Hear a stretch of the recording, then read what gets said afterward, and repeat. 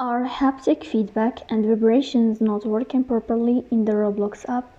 If you are not feeling vibrations during gameplay, interactions, or supported experience, in this video, I will show you how to fix haptics on Roblox app. The first thing you have to do is to go to Roblox app. You will tap here. In this page, you will move to this sign on above and you will tap here. After that, you will click on settings.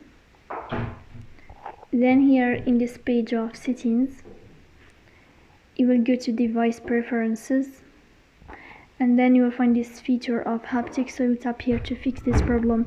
So this is how it works. If you are enjoying watching this video and if this video is helpful for you, don't forget to support us by liking